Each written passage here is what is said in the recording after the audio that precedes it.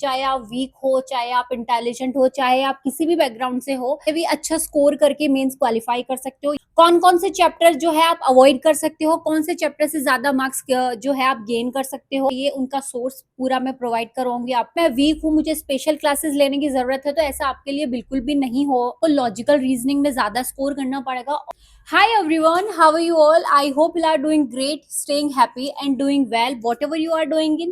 My name is Simran Kumar and I'm working in State Bank of India and I welcome you all to this YouTube channel जहां मैं आप सभी को यहाँ banking related strategies provide करवाती हूँ। ऐसे काफी सारे कैंडिडेट जो बैंक एग्जाम और इंश्योरेंस एग्जाम्स के लिए प्रिपेयर कर रहे हैं, उन सभी के लिए यहाँ बेस्ट स्ट्रेटजीज मैं अपनी तरीके से प्रोवाइड करने की कोशिश करती हूँ, क्योंकि मैंने भी काफी सारे बैंकिंग एंड इंश्योरेंस एग्जाम्स दिए हैं और उनमें से काफी सारे एग्जाम्स मैंने क्वालिफाई किए हैं।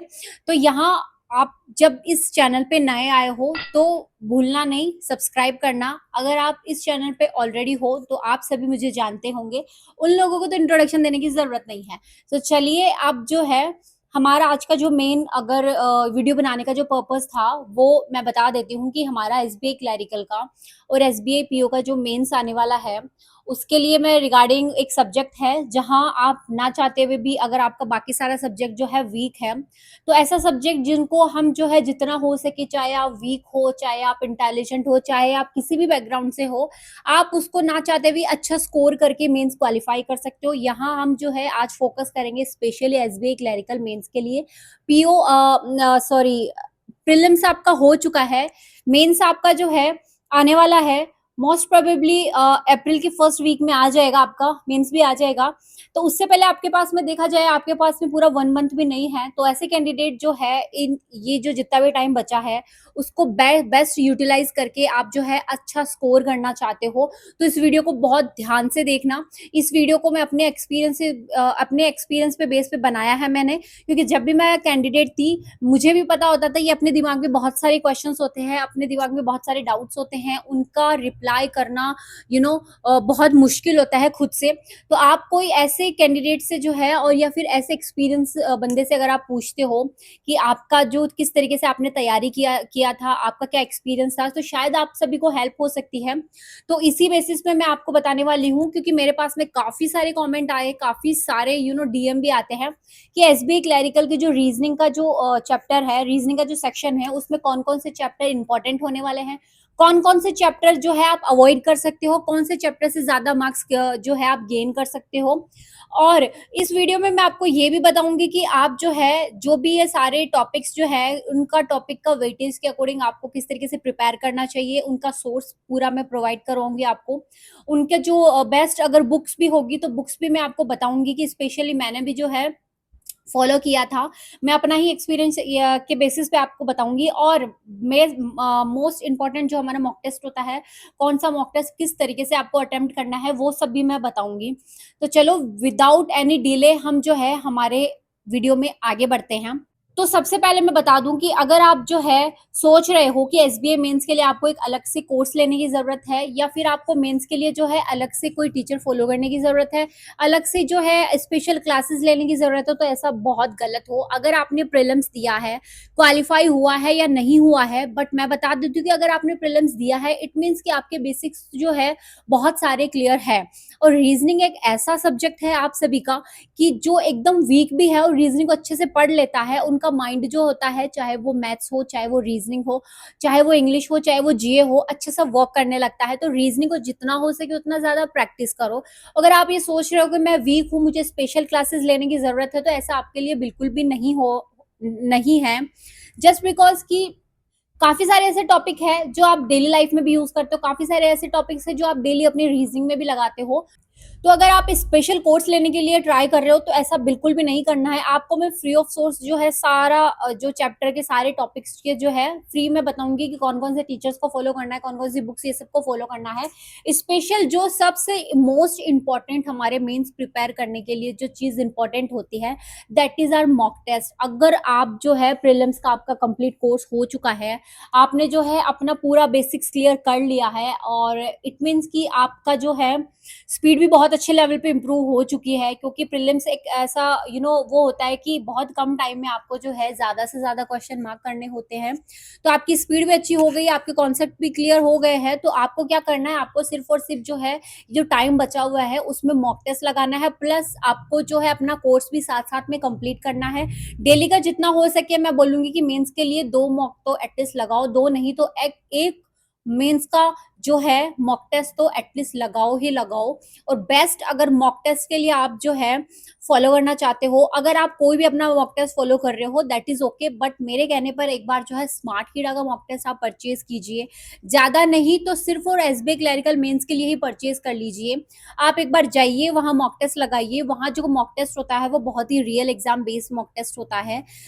मैंने भी जो है मेंस के लिए अगर कोई सबसे मेरी प्रायोरिटी लिस्ट पे था वो स्मार्ट कीड़ा का था। मेरे एक्सपीरियंस पे बेसिस में मैं बता रही हूँ, आप जाइए जाके वहाँ परचेज़ कीजिए। अगर आपका उनका 3 मंथ का, 6 मंथ का, 12 मंथ का जो है मॉक टेस्ट परचेज़ करते हो तो आपके लिए ज़्यादा बेनिफिशियल होगा, क्योंकि आपको पता है कि आने वाले आईबीपीएस का एग्ज़ाम आएगा, आरआरबी का जो है सा काफ़ी सारे एग्ज़ाम्स आएँगे, तो उनमें भी काफ़ी ज़्यादा अच्छा हो सकता है। बट आप ना चाहते हो एक बार एसबीआई क्लरिकल का जाकर मॉक टेस्ट परचेज़ कीजिए। होता है यहाँ पे एग्ज़ैक्टली जो एक मेंस लेवल पे एक रियल एग्ज़ाम बेस होता है, वो सारे इसमें क्वेश्चंस जो होते हैं वो वहाँ पे होते हैं। तो आप जाइए और जाकर जल्दी से परचेज़ कीजिए और ये मॉक टेस्ट लगाइए। डेली बेसिस पे एक मॉक टेस्ट आपको लगाना ही लगाना है स्मार्ट कीड़ा का। अगर आप अदर कोई लगा रहे हो तो दैट इज़ ओके, बट एक बार ये मॉक टेस्ट भी आप लगाइए, आप खुद देखोगे कि नहीं, इसके जो क्वेश्चंस होते हैं, चाहे वो रीज़निंग हो, चाहे वो इंग्लिश हो, चाहे वो जीए हो, चाहे वो मैथ्स हो, काफ़ी सारे अच्छे होते हैं, ठीक है? उसके बाद में हम कुछ ऐसे टॉपिक्स जो देखते हैं कि काफ़ी सारे कैंडिडेट ये बोलते हैं क्या सारे टॉपिक करना ज़रूरी है? तो मैं बोलूँगी कि सारे टॉपिक करना बिल्कुल भी ज़रूरी नहीं है, बट एटलीस्ट वो टॉपिक तो आप क्लियर करो जो एग्ज़ाम में आता है। और अगर आपको बिल्कुल भी ऐसे वीक हो, आप बिल्कुल भी नहीं आता है, तो खाली इन टॉपिक्स पे फोकस करके आप जो है रीजनिंग में बहुत अच्छा स्कोर कर सकते हो, क्योंकि इंग्लिश जो होती है ऑलमोस्ट लोगों की बहुत ही ज्यादा मैं देखा जाऊँ कि प्रीलिम्स तो क्वालिफाई हो जाता है, बट मेंस में बहुत ही ज्यादा कम हमारी जो होती है रीडिंग कॉम्प्रिहेंशन जो होती है बहुत ज्यादा पुअर होता है। तो आप अच्छा स्कोर करना है तो रीजनिंग पे फोकस करो। तो रीजनिंग के लिए सबसे पहले मैं बताऊं कि काफी सारे ऐसे मेन जो है टॉपिक्स है और काफी मिसलेनियस क्वेश्चंस भी है। मिसलेनियस जो टॉपिक्स है उन पे मैं बात करूंगी कि सबसे पहले हमें जो है कोडिंग डिकोडिंग और मशीन इनपुट आउटपुट जो होता है उस पे ज्यादा फोकस करना चाहिए, क्योंकि मेंस है, चाहे वो पीओ मेंस हो चाहे वो क्लरिकल मेंस हो, मशीनी इनपुट आउटपुट आपका आना ही आना है। कोडिंग डिकोडिंग है, इनपुट आउटपुट है, इनपुट आउटपुट में मशीन इनपुट आउटपुट है, चाइनीज इनपुट आउटपुट है, आपको ना चाहते भी उनको कंप्लीट करना है, क्योंकि उनका हमेशा 5 क्वेश्चन आता है। अगर 5 क्वेश्चंस में से अगर 3 क्वेश्चन भी आप कर देते हो तो 3 मार्क्स के होते हैं आपके लिए। और मैं कहूँगी कि मशीन इनपुट आउटपुट एक ऐसा वो टॉपिक है कि आप उसमें ज़्यादा पेन चलाने की ज़रूरत नहीं है, आपको जितना हो सके समझने की ज़रूरत है। आपको जो स्क्रीन पे क्वेश्चन होता है उसी को बेस करके आपको अपना सॉल्यूशन करना होता है। तो वहाँ पेन की ज़्यादा सॉल्यूशन की ज़रूरत नहीं होती है, आपको बस देखना होता है कि वहाँ कैसा क्वेश्चन किस तरीके से अरेंज किया गया है। और अगर आप सोच के समझ के जितना प्रैक्टिस करोगे तो अपना सोचने समझने का जो होता है एक लॉजिकल हमारी रीजनिंग होती है वो भी ज्यादा डेवलप हो पाती है। उसमें हमारे इंग्लिश में भी जो है हेल्पफुल होता है, प्लस हमारी लॉजिकल रीजनिंग में भी जो है हेल्पफुल होती है। तो कोडिंग डिकोडिंग आपको करना है, कहाँ से करना है कोडिंग डिकोडिंग के लिए? तो देखो, काफ़ी सारे मैं बोलूँगी कि काफ़ी सारे सोर्स है, बट अड्डा पे जाना, आप अड्डा पे जाके मैंने जो कोडिंग डिकोडिंग किया था वो जो पुनीत सर थे जो पहले अड्डा पे पढ़ाते थे, तो आप वो सर्च कर लेना, वहाँ जाकर आप उनसे जो है पढ़ सकते हो। काफ़ी अच्छा पढ़ाते हैं, बाकी सारे कोई भी टीचर्स को अगर आप फॉलो करते हो तो वो कर लो। अगर आप बोल रहे हो कि मैम हमें ऑफलाइन करना है, ऑफलाइन के लिए आप जो है अड्डा की बुक परचेज़ कर सकते हो, वो भी आपके लिए बेस्ट होगी, बट उसमें नंबर ऑफ क्वेश्चंस कम होंगे। एक बार आप कॉन्सेप्ट समझ लो ऑनलाइन क्लासेस से, सर की क्लासेस से, and then after go for mock test. Mock test में जितनी वेराइटीज ऑफ क्वेश्चंस होती हैं, आप एक मॉक टेस्ट 2 मॉक टेस्ट देते हो तो आपका सारा प्रैक्टिस भी हो जाता है। अगर आप एक बार मॉक टेस्ट में अटेम्प्ट नहीं करते हो तो जैसे आपका मॉक टेस्ट सबमिट हो जाता है, मॉक टेस्ट सबमिट होने के बाद में आपको जो है टाइम रहता है एनालिसिस के लिए, तो वहाँ एनालिसिस करके देखो बार बार। अगर आप 1-2 मॉक टेस्ट दोगे उसके बाद में आपको समझ में आ जाएगा। उसके बाद में होगा सिलोलिज्म। सिलोलिज्म में जो है आपका रिवर्स सिलोलिज्म भी होगा। रिवर्स सिलोलिज्म सबसे ज्यादा आता है। सिलोलिज्म में जो मेन हमारा पैटर्न होता है वो आए या ना आए उसकी कोई गारंटी नहीं है, बट रिवर्स सिलोलिज्म जो है आजकल के जो टफ बनाने के लिए एग्जाम में जो है आता है। काफी सारे कैंडिडेट बोले कि रिवर्स सिलोजिज्म कैसे करें। देखो सिलोजिज्म जो मेन हमारा फॉर्मेट होता है वो रिवर्स में ज्यादा डिफरेंस नहीं होता है, थोड़ा सा कंफ्यूज करने के लिए उनके स्टेटमेंट और कंक्लूजन होते हैं, ऊपर नीचे होते हैं। तो कहाँ से आपको करना है, मैं बोलूंगी अगर आपको सिलोजिज्म भी अगर आपको करना है तो अड्डा पे कोई भी चाहिए, टीचर्स को फॉलो कर लीजिए, या फिर अड्डा पे जो राधे सर थे वो करवाते थे। मैंने अपने सिलोजिज्म के सारे कॉन्सेप्ट जो है वहीं से किए थे, कोई कोचिंग से मैंने नहीं लिया था, फ्री में मैंने राधे सर की क्लासेस जो थी अड्डा से करवाते थे। आप यूट्यूब पे जाके सर्च कर लेना, वो भी जाए किसी भी चैनल में पढ़ा रहे हो तो उनके कॉन्सेप्ट जो है काफी अच्छे होते हैं, रिवर्स भी आपको करवा देंगे और जो मेन जो होता है वो भी करवा देंगे। उसके बाद में जो टॉपिक है रैंकिंग है, डायरेक्शंस है और ब्लड रिलेशन है, इनका क्वेश्चन जो होता है 1 से 2 क्वेश्चन इनका आना ही आना है। अगर आप सोच रहे हो रैंकिंग मुझे नहीं आता है, डायरेक्शन में बहुत ज्यादा कंफ्यूज होता है, लेकिन आपको करना है, प्रैक्टिस उनकी बार बार करनी है। कहाँ से करनी है आपको, तो मैं बता देती हूँ कि वही direction, blood relation, Radhe sir की जो क्लासेस होती है, पुनीत सर की जो क्लासेस होती है, वहां जाइए और वहां से जाकर आप उनके सारे कॉन्सेप्ट क्लियर कीजिए। उनके पुराने वीडियोस भी है, पुराने वीडियोस भी देख लो, नए वीडियोस जहाँ पे वो पढ़ा रहे हैं वो भी वीडियोस देख लो आप।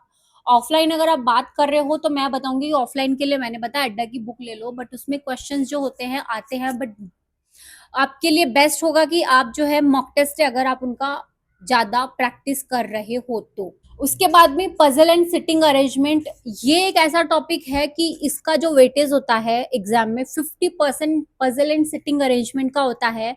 अगर आप सोच रहे हो पजल और सिटिंग अरेंजमेंट को मैं जो है स्किप कर सकता हूँ, बाकी सारे में स्कोर कर सकता हूँ या स्कोर कर सकती हूँ, तो मैं बोलूंगी कि अगर आप पजल को जो है अगर आप स्किप कर रहे हो तो आपको लॉजिकल रीजनिंग में ज्यादा स्कोर करना पड़ेगा। और अगर आप प्रीलिम्स में स्कोर प्रीलिम्स क्वालिफाई करके आए हो तो ऑब्वियस सी बात है कि पजल पे बेस ही आपका प्रीलिम्स क्वालिफाई हुआ है। और अगर आप मेंस में आके लॉजिकल रीजनिंग पे ज्यादा एफर्ट लगा रहे हो, पजल पे नहीं लगा रहे हो, तो ऐसा नहीं करना है, ऐसी हमारी एक तरीके से बेवकूफी होगी। जब आप पजल को इतना स्ट्रांग बना लोगे ना तो लॉजिकल रीजनिंग करने की आपको बिल्कुल भी जरूरत नहीं पड़ेगी। तो ना चाहते हुए भी आपको जो है पजल पे फोकस करना है।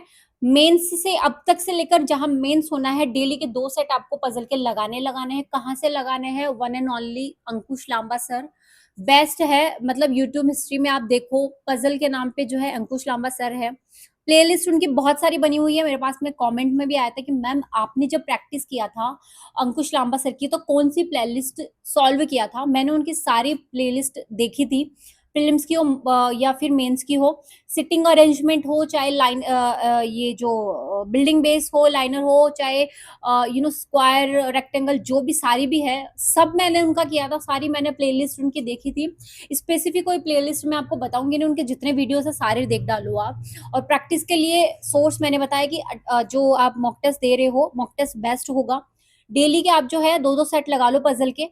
स्टार्टिंग में आपको टाइम लगेगा, बट बिलीव मी कि 10 दिन अगर आप 2-2 सेट लगा रहे हो, इट मीन 20 पजल सॉल्व कर रहे हो, स्टार्टिंग में 1-1 घंटा लग सकता है। मेंस की पजल काफी ज्यादा लंबी होती है, बट अगर 3 या 4 सेट आते हैं उसमें से एक तो पजल ऐसी होगी कि डुएबल होगी, एक में ज्यादा आपको इतना करने की जरूरत नहीं पड़ेगी, आप स्ट्रगल। और एसबीआई क्लरिकल का मेंस है तो वहां पे मैं बोलूंगी कि तीनों की तीनों डुएबल होती है। अगर 3 सेट आ रहे हैं तो तीनों डुएबल होती है, एक हो सकता है कि थोड़ा सा टफ आ जाए, बट 2 आपके लिए बेस्ट होगा। तो इसको तो आपको ना चाहते हुए भी जो है छोड़ना ही नहीं है पजल को। जितना हो सके आपको प्रैक्टिस करनी है, अंकुश लांबा सर की क्लासेस है, जितना हो सके उतना लगा लो, मॉक टेस्ट लगा लो। फिर जो मॉक टेस्ट में अगर नहीं बनती है एट दैट मोमेंट तो आपको जो है पोज करके सॉरी जब सबमिट हो जाता है, सबमिट होने के बाद में आपको लगाना है। 10 दिन अगर आप ये फॉलो कर लोगे तो आपकी स्पीड खुद ब खुद बढ़ने लगेगी। और ऐसा आप मानोगे कि पहले प्रीलिम्स में भी सॉल्व करने में आपको जो है थोड़ा सा टफ होता था, टाइम लगता था, बट अब प्रीलिम्स क्वालिफाई कर लिया, मेंस देने जा रहे हो तो एग्जैक्टली यही फॉर्मूला होगा आपको। उसके बाद में जो है लॉजिकल रीजनिंग, देखो लॉजिकल रीजनिंग जो है वो खाली और खाली मेंस में आती है, प्रीलिम्स में इसका कोई लेना देना नहीं होता है लॉजिकल रीजनिंग का। अगर आप लॉजिकल रीजनिंग को स्किप करना चाह रहे हो तो आपको फोकस करना पड़ेगा पजल पे। अगर आप फिर भी चाह रहे हो कि मैं लॉजिकल रीजनिंग कर लूँ और मेरे पास में टाइम है, बहुत सारा है, तो अगर आप ये जितने टॉपिक करते आए हो, अगर उनको जैसे मशीन इनपुट आउटपुट मैंने बताया और आपको पजल मैंने बताई, उनको अच्छे से कर ले रहे हो तो हमारी जो लॉजिकल रीजनिंग खुद ब खुद डेवलप होने लगती है। अगर फिर भी आप उसको करना चाह रहे हो, बेस्ट क्लासेस लेना चाह रहे हो, तो लॉजिकल रीजनिंग के मेरे ख्याल से तो बहुत कम क्लासेस होगी, बहुत कम टीचर जो है इनको पढ़ाते होंगे। वो इसीलिए पढ़ाते हैं कि आप सर्च भी करोगे करोगे ना, बहुत ही कम टीचर्स मिलेंगे आपको लॉजिकल रीजनिंग के, क्योंकि वो इसलिए क्योंकि सबको पता होता है कि पजल अगर आप कर लेते हो तो लॉजिकल रीजनिंग का इतना ज्यादा आपका बनता नहीं है। बट फिर भी अगर आप करना चाहते हो तो आप जो है स्मृति मैम जो स्टडी नीति से मैम है, वो अंकुश रामबत सर है, और मैंने बताया पुनीत सर है, राधे सर है, वो डेटा सफिशिएंसी करवाते हैं। आप राधे सर की क्लासेस जाके जो है ले सकते हो, बेस्ट होगा। और लॉजिकल रीजनिंग के लिए आप, मैं बोलूंगी कि अगर ज्यादा एफर्ट लगा रहे हो तो उससे बेस्ट होगा कि आप पजल पे लगाओ। फिर भी टाइम है तो लॉजिकल रीजनिंग कर लो, वो थोड़ा सा अच्छा रहेगा कि आपको मार्क्स गेन करने में बेटर रहेगा। लॉजिकल रीजनिंग की प्रैक्टिस करोगे तो ऑब्वियसली बात है कि आपकी लॉजिकल रीजनिंग भी अच्छी होगी, प्लस आपकी जो कॉम्प्रिहेंशन है इंग्लिश में, ये सब भी ज्यादा बेटर रहेगा, क्योंकि हमारी अंडरस्टैंडिंग, हमारा जो सोचने का पावर, जो स्पीड होती है, वो ज्यादा प्रोसेस करती है। और उसके लास्ट में मैं बताऊंगी डेटा सफिशिएंसी। ये डेटा सफिशिएंसी का जो पार्ट होता है वो एक तरीके से कोई अलग टॉपिक नहीं है, ये जो सारे टॉपिक है उनका एक मिक्सअप टॉपिक है। डेटा सफिशिएंसी होता है जैसे एक ब्लड रिलेशन होता है, ब्लड रिलेशन में बोल देगा कि जो है बी का डी से क्या रिलेशन होता है, तो उसमें 1-2 सेंटेंस या कभी कभी 3 सेंटेंसेस भी दे दिया जाता है। तो उन तीनों सेंटेंसेस को यूज करके आपको जो है निकालना होता है कि बी का डी से कैसे रिलेशन होता है, किस तरीके से इसको इसको डेटा सफिशिएंसी करना है। इसके लिए भी बेस्ट क्लासेस मैं बोलूंगी पुनीत सर की क्लासेस है, बहुत अच्छे वे में बताते हैं वो डेटा सफिशिएंसी। और स्मृति मैम जो है, आप उनकी भी क्लासेस जाकर देख सकते हो डेटा सफिशिएंसी के लिए। मैं बोलूंगी सबसे डेटा सफिशिएंसी करने से पहले जो आपको बाकी सारे टॉपिक्स मैंने बताए वो अच्छे से कर लो, जस्ट बिकॉज डेटा सफिशिएंसी इन सभी टॉपिक का मिक्सअप है। अगर जब तक वो नहीं आएगा, डेटा सफिशिएंसी आपको नहीं आएगा। ब्लड रिलेशन में आपको ये नहीं पता होता है कि किसका जो इलनॉज होता है वो किसको किससे कनेक्ट होता है। अगर आपको डॉटर इन लॉ बोलता है तो डॉटर इन लॉ कैसे कर किसका कनेक्ट होता है, वही नहीं होता, डेटा सफिशिएंसी आपको नहीं आएगा। तो लास्ट में अगर डेटा सफिशिएंसी आप नहीं भी करते हो, आप सारे टॉपिक क्लियर कर लेते हो, तो आपको खुद भी डेटा सफिशिएंसी अगर आप करने जाओगे तो आपको खुद ब खुद आ जाएगा, अगर ये सारे टॉपिक क्लियर होंगे तो मैं बोलूंगी कि आपको डेटा सफिशिएंसी के अलग से क्लासेस या कोर्स लेने की जरूरत नहीं है। मॉक टेस्ट अटेम्प्ट करो, मॉक टेस्ट में अटेम्प्ट करोगे डेटा सफिशिएंसी आएगा, नहीं पता होगा तो आप जो है उनका सॉल्यूशन देखना। सॉल्यूशन देखने से पहले जो बाकी सारे टॉपिक है उनको अच्छे से कंप्लीट करना। और मैं कहूंगी कि बेस्ट रहेगा सबसे ज्यादा आपको मॉक टेस्ट लगा लें, उनका एनालिसिस करना है, दैट्स इट। उसके बाद में कुछ नहीं है, चाहे वो इंग्लिश हो, चाहे वो मैथ्स हो, रीजनिंग हो, चाहे वो जीए हो, कुछ भी हो, सबसे ज्यादा आपको क्या लगाना है, मॉक टेस्ट लगाना है। मॉक टेस्ट में आपको एक तो पता चल जाता है कि कौन से टॉपिक का वेटेज ज्यादा होता है, पजल का लेवल क्या होता है, पजल किस तरीके की आती है, डेटा सफिशिएंसी क्या होता है, लॉजिकल रीजनिंग के कौन कौन से टॉपिक होती है। आप जो है सर्च करने बैठ जाओगे गूगल पे या यूट्यूब पे कि डेटा सफिशिएंसी में कौन कौन से टॉपिक्स होते हैं ये बताओ, तो इसमें टाइम वेस्ट करने से बेटर होगा मॉक टेस्ट दो, खुद ब खुद आपको आइडिया हो जाएगा और खुद ब खुद आप जो है करने बैठ जाओगे। सो आई होप ये स्ट्रैटेजी मैं बोलूंगी कि ये मैंने फॉलो किया था, इसको आपको बिल्कुल भी इग्नोर नहीं किया। अगर आपने पूरा वीडियो अब तक देखा है तो प्लीज इस वीडियो को फॉलो करना, और जैसा मैंने बताया एक बार एक तरीके से वैसे ट्राई करना, आपके लिए बेस्ट होगा, हेल्पफुल होगा।